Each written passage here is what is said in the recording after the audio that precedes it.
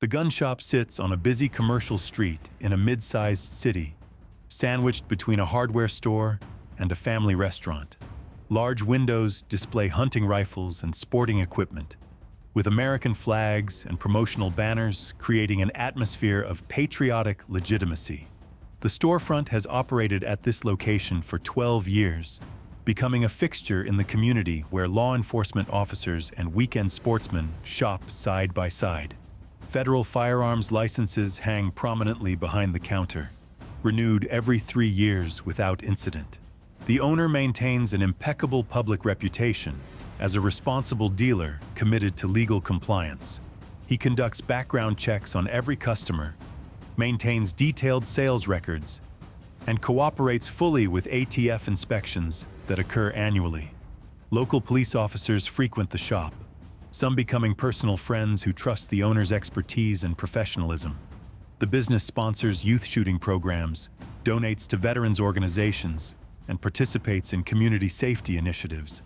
Every visible aspect of the operation screams legitimacy and civic responsibility. Federal investigators first notice irregularities during a routine audit of sales records submitted to the ATF database. A forensic accountant reviewing quarterly reports identifies statistical anomalies that don't quite add up when compared to inventory purchases. The shop reports selling an average number of firearms each month, but supplier invoices show orders for significantly larger quantities of inventory. The discrepancy isn't dramatic enough to trigger automatic alerts, but it's consistent enough over 18 months to warrant closer examination by experienced analysts who recognize subtle patterns of potential diversion. Investigators begin cross-referencing the shop's reported sales with manufacturer shipment records and distributor invoices. The numbers tell a troubling story when examined collectively rather than in isolation. The shop receives shipments of 300 units per quarter from various manufacturers, but sales records show only 200 units sold to customers over the same period.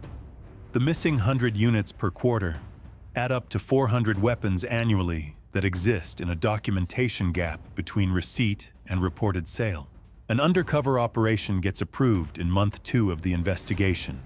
An agent poses as a buyer interested in acquiring multiple firearms without the usual paperwork requirements that track legal sales.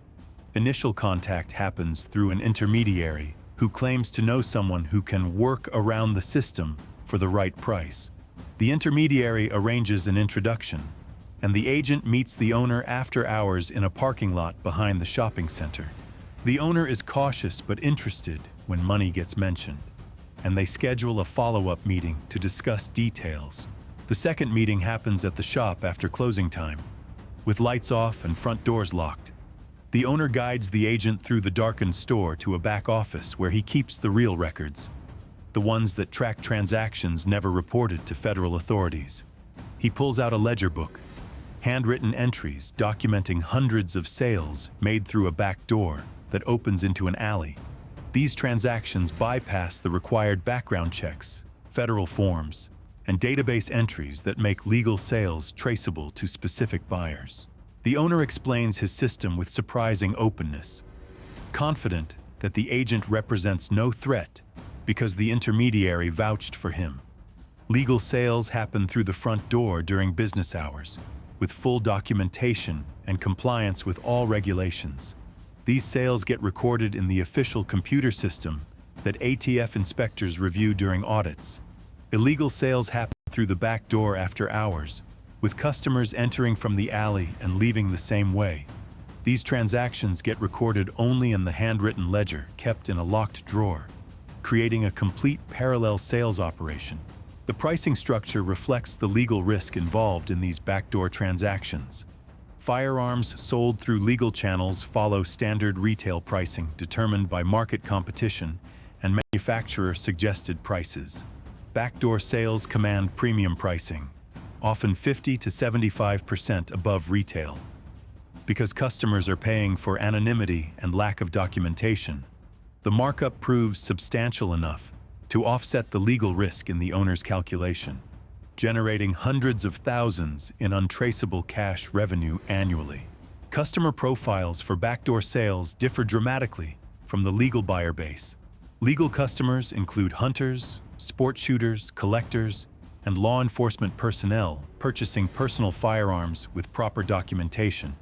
Backdoor customers include convicted felons prohibited from legal ownership, individuals with restraining orders that legally bar firearms possession, and buyers seeking to acquire quantities suggesting criminal intent rather than personal use. The owner asks few questions, accepting cash payments and providing no receipts for these transactions. The operation runs on a strict schedule to minimize detection risk. Legal business operates Tuesday through Saturday, 10 a.m. to 6 p.m., with all transactions fully documented. Backdoor operations run Sunday nights and Monday nights, 10 p.m. to midnight, when neighboring businesses are closed and foot traffic disappears. Customers receive specific time windows for arrival, with instructions to park in the alley and knock on the rear door using a coded pattern. The owner handles these transactions alone, keeping employees completely unaware of the illegal operation to limit legal exposure. Inventory management requires careful balancing between the two sales channels. The owner orders sufficient inventory to support both legal and illegal sales without creating obvious discrepancies in records.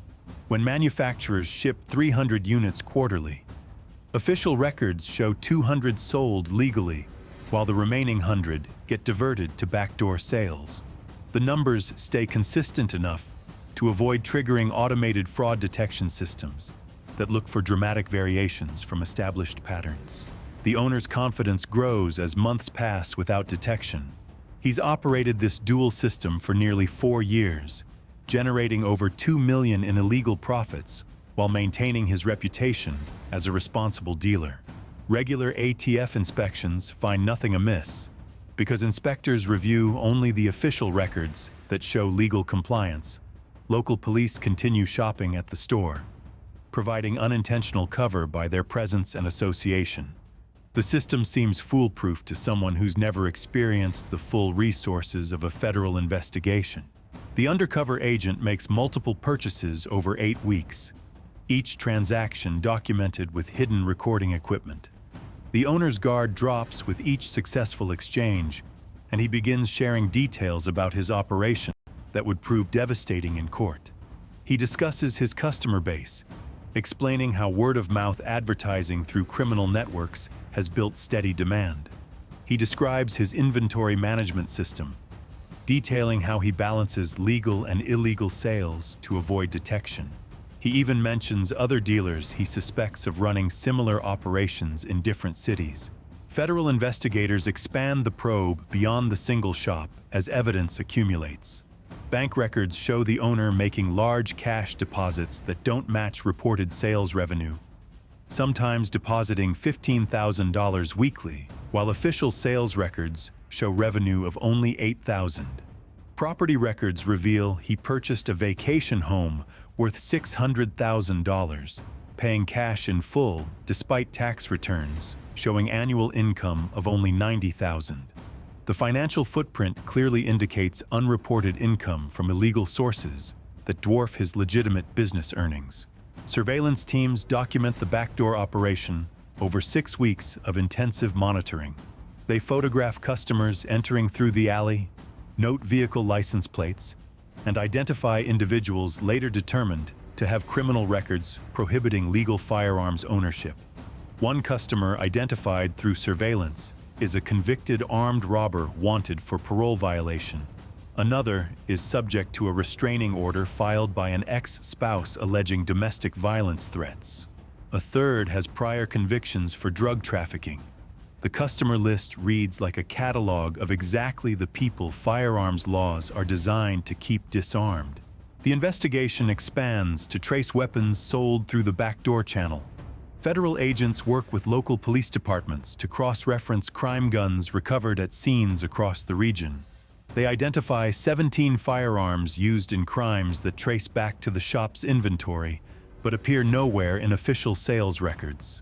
The weapons exist in the documentation gap created by the dual record-keeping system, purchased legally by the dealer, but sold illegally to customers who used them in robberies, assaults, and attempted murders.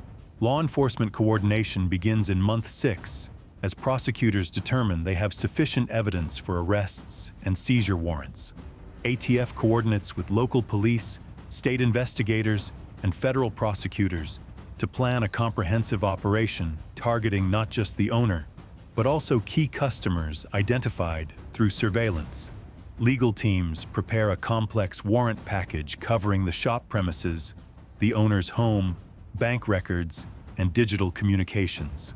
Tactical teams rehearse entry procedures for simultaneous execution across multiple locations. The operation launches on a Wednesday morning at 6 a.m. Federal agents and local police execute search warrants at the shop, the owner's home, and 3 customer residences simultaneously. Tactical teams breach the shop while the owner is opening for the day, catching him alone before employees arrive. Agents immediately secure the back office where the handwritten ledger documents years of illegal sales. The owner says nothing when arrested, invoking his right to legal counsel as agents read him his rights. The search of shop premises yields devastating evidence beyond the ledger. Agents find a second set of sales receipts hidden in a false bottom drawer, documentation the owner kept as insurance in case customers returned with complaints. They recover text messages coordinating backdoor sales, financial records showing cash deposits far exceeding reported revenue, and a customer list with notes indicating criminal histories. Security camera footage stored on a hidden server shows backdoor transactions the owner recorded himself, apparently as protection against claims of theft or fraud by criminal customers. Simultaneous raids on customer locations result in 6 arrests. Agents recover firearms purchased through the backdoor channel, some modified illegally after purchase, and others matching descriptions of weapons used in unsolved crimes. Several customers cooperate immediately, providing detailed statements about their transactions in exchange for reduced charges. Their testimony corroborates the undercover agent's evidence, creating a comprehensive picture of the illegal operation that leaves little room for defense arguments. The owner's home search uncovers additional incriminating evidence. Agents find over $300,000 in cash, hidden in various locations throughout the house. Money the owner never deposited because it couldn't be explained through legitimate sources. They seize jewelry, luxury watches, and other valuable items purchased with illegal proceeds. Financial documents show the owner invested illegal profits in cryptocurrency and offshore accounts, attempting to launder money through international channels. The scope of financial crimes expands beyond simple illegal firearms sales into sophisticated money laundering. Media coverage begins within hours of the arrests. Local news reports shock the community, with neighbors and customers expressing disbelief that the respected shop owner engaged in such extensive illegal activity. The story gains national attention when reporters connect seized weapons to specific crimes, including a shooting that left 2 people seriously injured. Victims' families demand answers about how someone with a federal firearms license could operate an illegal sales channel for years without detection. The investigation expands as agents analyze the seized ledger and customer list. They identify over 400 backdoor sales spanning 4 years, with customers in 6 states purchasing weapons that disappeared into criminal networks. Some customers resold firearms to others, creating distribution chains that put thousands of weapons into illegal circulation. Federal agents begin the painstaking process of tracing each weapon, attempting to recover those still in circulation and identify all individuals in the distribution network. Bank records tell the financial story in stark detail. The owner deposited over $2 million in cash over 4 years, amounts that should have triggered currency transaction reports, but got structured to stay below reporting thresholds. He made deposits of $9,000 repeatedly, just under the $10,000 threshold that requires reporting. This structuring represents a separate federal crime beyond the firearms violations, and prosecutors add money laundering and structuring charges to the indictment. Employee interviews reveal they had no knowledge of the backdoor operation. The owner deliberately kept them ignorant, handling illegal sales personally during hours when the shop was officially closed. Several employees expressed shock and betrayal upon learning about the illegal operation, feeling their own reputations were exploited to provide cover for criminal activity. 2 employees resign immediately, unwilling to be associated with the shop even though they face no criminal charges themselves. Federal prosecutors assemble a comprehensive case covering firearms trafficking, money laundering, structuring, and tax evasion. The indictment charges the owner with running a continuing criminal enterprise, a charge typically reserved for major organized crime operations. The enhancement reflects the systematic nature of the illegal operation and the substantial profits generated over years. The owner faces a potential sentence of 25 years if convicted on all counts, with mandatory minimum sentences on the firearms trafficking charges alone totaling 15 years. The owner's attorney attempts to negotiate a plea deal, but prosecutors hold firm given the strength of evidence and the serious nature of crimes.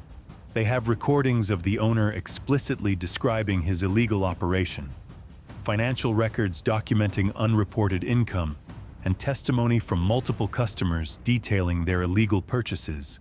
Physical evidence includes the handwritten ledger, hidden cash, and weapons recovered from customers. The case is overwhelming, and prosecutors see no reason to offer significant concessions. Pre-trial motions focus on suppression of evidence, with defense attorneys arguing that search warrants were overly broad and violated the owner's constitutional rights. Judges reject these arguments after reviewing the warrant applications and finding probable cause was properly established. Defense attorneys then argue that the undercover operation constituted entrapment, claiming agents induced the owner to commit crimes he wouldn't have otherwise. This argument also fails because evidence shows the illegal operation existed long before the undercover investigation began. Trial begins 8 months after the arrest. Prosecutors present overwhelming evidence over 3 weeks, including testimony from the undercover agent describing multiple illegal purchases, financial experts explaining the money laundering scheme, and victims whose attackers used weapons traced to the shop. The handwritten ledger gets entered as evidence, with prosecutors walking jurors through entries documenting hundreds of illegal sales. Recorded conversations play in court, the owner's own words explaining his system and dismissing legal consequences. Defense attorneys argue that the owner made mistakes but had no criminal intent, claiming he genuinely believed certain sales were legal under exceptions he misunderstood. This argument struggles against evidence of the hidden ledger, coded communications, and premium pricing that clearly demonstrate no violation of law. Jurors deliberate for only 6 hours before returning guilty verdicts on all counts, finding beyond reasonable doubt that the owner knowingly operated an illegal firearms trafficking operation for profit. Sentencing occurs 6 weeks after conviction. Federal guidelines call for substantial prison time given the quantity of weapons involved, the duration of criminal activity, and the connection to violent crimes.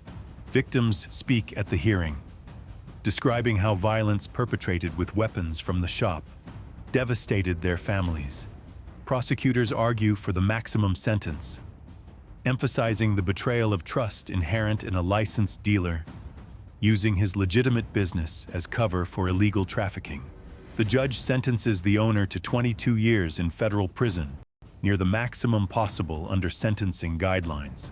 The sentence includes 5 years for firearms trafficking, 10 years for running a continuing criminal enterprise, 4 years for money laundering, and 3 years for tax evasion, with some terms running concurrently.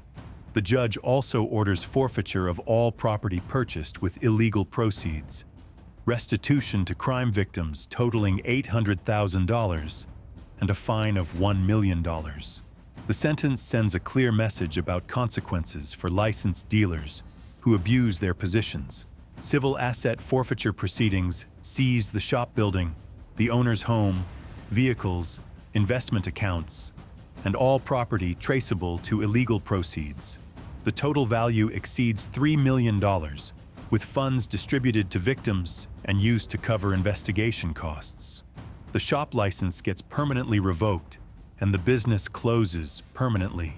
The building eventually sells to a restaurant chain that completely renovates the space, erasing all physical traces of the illegal operation. Industry organizations respond by implementing enhanced oversight measures. Licensed dealers face new requirements for inventory tracking, with systems designed to detect discrepancies between purchases and reported sales. ATF increases inspection frequency for dealers showing statistical anomalies, and auditors receive training to identify red flags indicating possible illegal diversion. Trade associations develop ethics programs emphasizing the critical importance of compliance and the severe consequences of violation. Legislative action follows at both federal and state levels. Congress passes laws increasing penalties for licensed dealers who engage in illegal trafficking, with mandatory minimum sentences doubled for violations. States implement complementary measures requiring more frequent license renewals with comprehensive audits. Electronic record-keeping becomes mandatory, making it harder to maintain separate paper records documenting illegal sales. The regulatory environment tightens substantially in direct response to the case. For the community, the revelation produces lasting effects on trust and vigilance. Customers who shopped at the store for years feel betrayed, questioning whether they inadvertently supported criminal activity through their legitimate purchases. Local police who frequented the shop face uncomfortable questions about why they never suspected illegal operations. Community leaders implement programs encouraging citizens to report suspicious activity at businesses, creating informal oversight networks supplementing official regulation. The investigation spawns multiple secondary cases as agents trace weapons throughout distribution networks. They identify customers who resold firearms to others, charging them with trafficking violations. Some of these secondary investigations lead to arrests of individuals involved in drug trafficking and gang activity who obtained weapons through the shop's backdoor channel. The case becomes a hub connecting to dozens of other investigations across multiple jurisdictions. 3 years after the initial arrest, federal agents continue working to recover weapons sold through the illegal channel. Some turn up at crime scenes, their serial numbers finally traced back to the shop during post-incident investigations. Others get recovered during raids targeting criminal organizations, with forensic analysis connecting them to the shop's inventory. Each recovery provides additional evidence of the operation's scope and the lasting damage caused by years of illegal trafficking. For prosecutors and investigators, the case becomes a training example demonstrating how licensed dealers can exploit their legitimate positions for criminal profit. The systematic nature of the operation, the sophistication of the dual record-keeping system, and the owner's confidence that his legitimate business provided perfect cover all become teaching points. New agents study how subtle statistical anomalies first indicated potential problems, and how patient investigation eventually exposed the full scope of criminal activity. The case also highlights systemic vulnerabilities in firearms regulation. The owner exploited gaps between different oversight systems, maintaining legal compliance in visible aspects while operating an illegal channel that existing regulations failed to detect. The investigation reveals how licensed dealers occupy a position of special trust that, when betrayed, can cause extensive harm before detection. Regulatory reforms aim to close these gaps, but investigators acknowledge that determined criminals will always seek new methods requiring constant adaptation.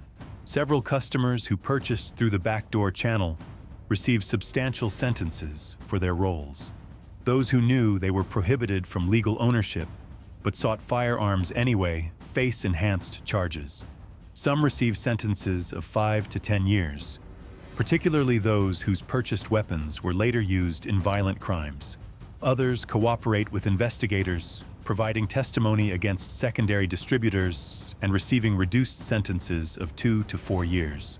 The owner appeals his conviction and sentence, arguing that evidence was improperly obtained and that the sentence was excessive given his lack of prior criminal history. Appellate courts reject these arguments, finding that the trial was conducted properly and the sentence was within legal guidelines given the serious nature of the crimes.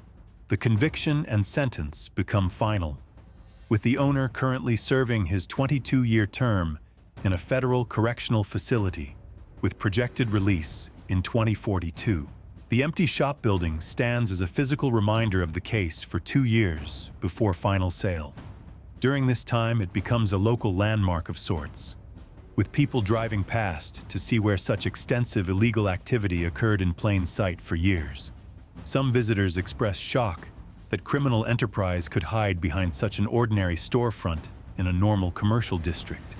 The eventual renovation and conversion to a restaurant helps the community move forward, though older residents still remember what occupied the space before.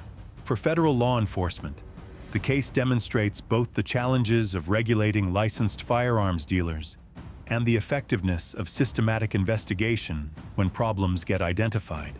The owner's operation succeeded for years because he understood regulatory systems and exploited their limitations. But once statistical anomalies triggered closer examination, patient investigation assembled an overwhelming case that resulted in successful prosecution. The balance between trusting licensed dealers and maintaining effective oversight remains an ongoing challenge. The story concludes with awareness that similar operations likely exist, operated by other licensed dealers who observe this case and adjust their methods to avoid detection. Federal agencies continue refining their oversight systems, using lessons from this case to develop better detection tools and investigative techniques.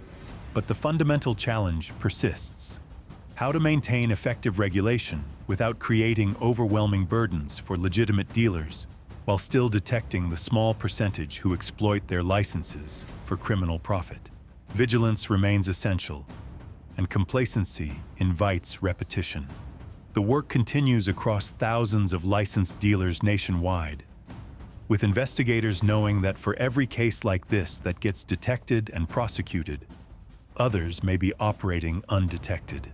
The commitment to identifying and stopping illegal trafficking by licensed dealers remains a permanent priority, requiring sustained resources and constant adaptation to emerging threats.